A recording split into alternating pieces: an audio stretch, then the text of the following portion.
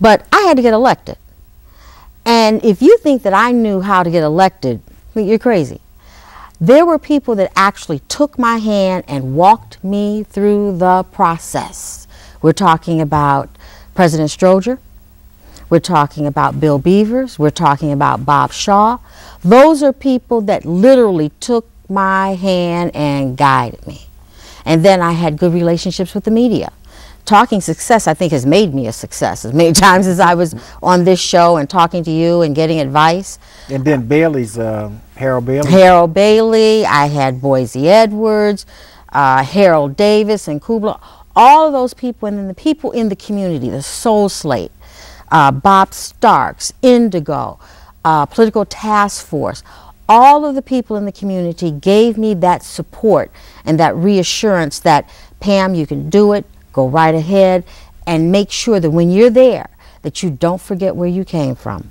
And that is something that I never forgot where I came from, and the people that helped me get there. You know, I looked at some voters' numbers, not only city but in the county, and we had a discussion about the high number of votes you were able to garner.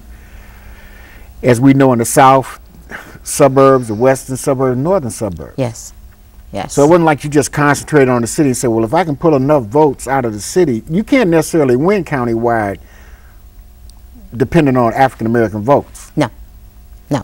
But it would be a good thing if we voted more.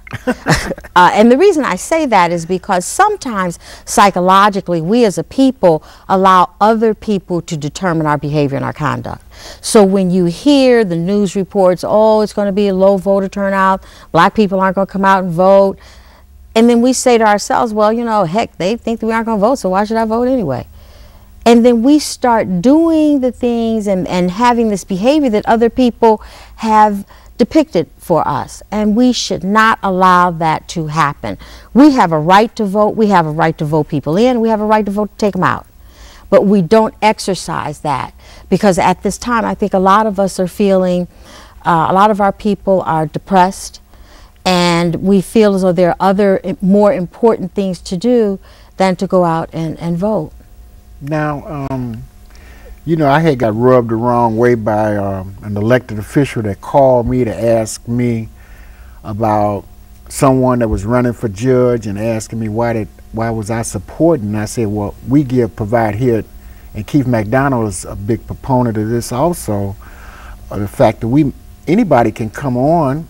You know, we reach out to people. We've got people that we've been trying to get on that are tied up with running the street at these meetings and stuff. Right, I mean, I don't want to mention their name. We're supposed to be here tonight, couldn't be here tonight.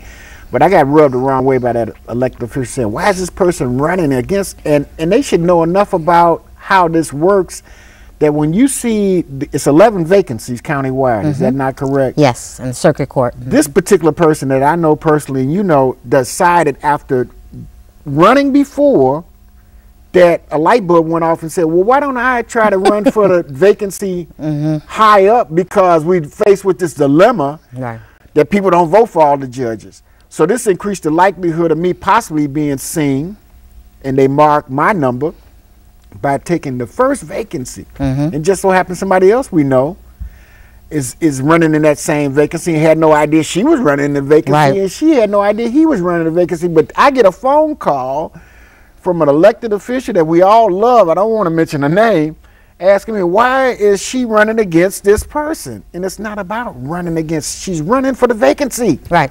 There are several instances of people that started out, got their petitions, and they were running, and then all of a sudden people that got slated, they were placed in some of these spots where other people were running. And initially, these were the non-slated people that were you know, got their petitions and went into a vacancy.